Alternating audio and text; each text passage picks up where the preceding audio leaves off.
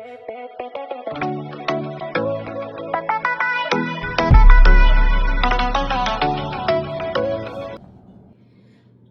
if one of the history's greatest mystery has been hiding in plain sight? What if communities across Africa have preserved memories of ancient origins for thousands of years, not in libraries or museums, but in songs, customs, ceremonies, and oral traditions passed from generation to the next? Could Africa hold clues to the stories of the so-called lost tribes of Israel? Or are these remarkable similarities simply the result of cultural convergence? Welcome to episode 15 of Reclaiming Identity and Restoring History. Today we begin a new chapter. After sharing my personal journey in Echo of My Father's Voice, we now broaden our exploration to examine one of the most fascinating questions in African history. Who are the lost tribes of Israel? And why do so many African communities preserve traditions that some believe resemble those of ancient Israel? What are the lost tribes? Who are they? To understand the discussion, we first need to understand the history. According to the Hebrew Bible, after King Solomon reigned, the United Kingdom of Israel divided into two kingdoms. The southern kingdom became Judah. The northern kingdom retained the name Israel. In approximately 722 BCE, the Assyrian Empire conquered the northern kingdom. Many Israelites were deported. Over time, history lost track of many of these exiled communities. These became known as the lost tribes of Israel. For centuries, scholars, explorers, religious community, and the historians have debated what became of them. Some traditions place them in Asia, others in Europe. Others suggest they migrated into Africa. The truth remains a subject of ongoing historical, archaeological, religious, and genetic investigation. Why Africa? This question fascinated me long before I began writing my memoir. Growing up in Kenya, I heard my father and elders speak of Israel and Abyssinia. As a child, I simply listened. As an adult, I began asking why similar stories appeared across Africa, not only among the Kikuyu, but among many different peoples. Communities separated by thousands of miles, yet preserving traditions that sometimes appear strikingly similar, strikingly familiar. The Beta Israel, perhaps the best known example, community of Ethiopia. For centuries, they practiced Judaism, largely isolated from the rest of the Jewish world. They observed dietary laws, celebrated biblical festivals, practiced circumcisions, observed the Sabbath, maintained ancient religious traditions. In the 20th century, many members of the Beta Israel immigrated to Israel through humanitarian airlifts known as Operation Moses and Solomon. Their history demonstrates that Jewish traditions have existed in Africa for many centuries. Exactly how and when this tradition developed continues to be studied by historians. And then there is the Lemba, another fascinating community of Zimbabwe and South Africa. For generations, Lemba oral traditions have taught that their ancestors migrated from the place called Senna in the north. They maintained dietary restrictions, circumcision, endogamous marriage traditions, priestly family lines. In recent decades, genetic studies found that some Lemba paternal lineages trace to the Middle East. One particular clan showed a relatively high frequency of genetic markers similar to the Cohen model haplotype, associated with some Jewish priestly lineages. These findings generated considerably scholarly interest, while researchers also emphasize that genetics alone cannot reconstruct community history or identity. For many Lemba families, however, the scientific findings resonated with their traditions, their preserved stories.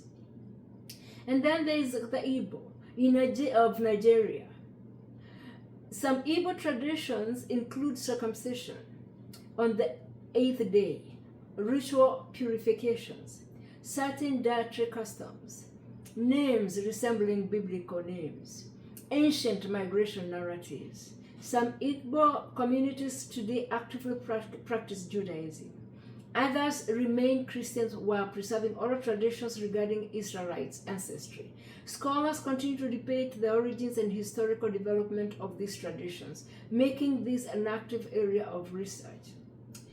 The Kikuyu, Embu, and Meru are closest families.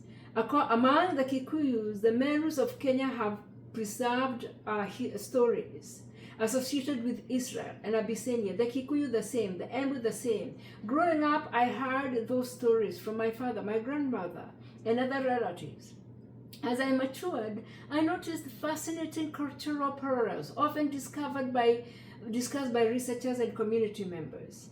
I believe in one supreme God, Gai, sacred mountains as places of prayer, circumcision as covenantal rite, scapegoat rituals, respect for sacred fig trees, clan organizations, purification ceremonies, food taboos. Again, similarities alone do not establish historical descent, but they raise questions worth exploring.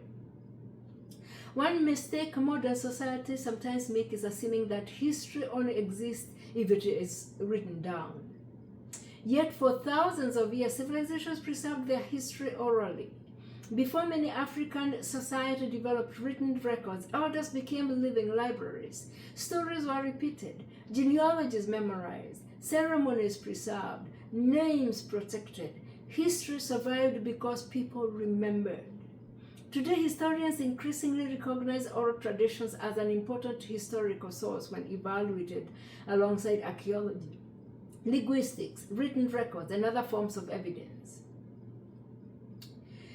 Many people ask whether DNA can solve this mystery.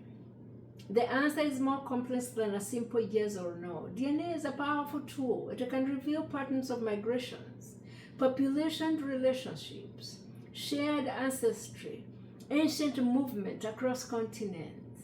But DNA cannot by itself identify someone as belonging to one of the lost tribes of Israel.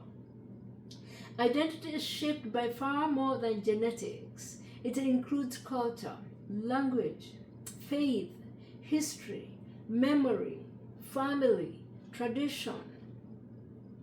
DNA is one piece of a much larger puzzle. Why do these stories matter? Some people ask.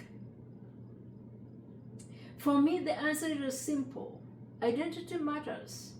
Knowing where our stories come from matters. Preserving our elders' voices matters.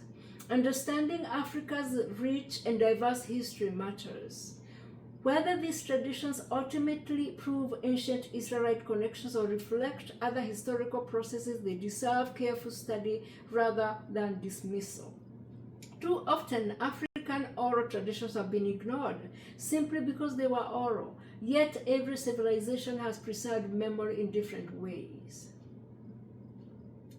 This series is not about telling you what to believe. It is not about claiming certainty where historians continue to debate.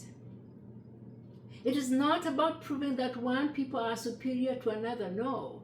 Instead, it's about asking thoughtful questions, reading broadly, examining evidence, respecting different perspectives, and recognizing that history is far more complex than the simplified versions many of us learned in school.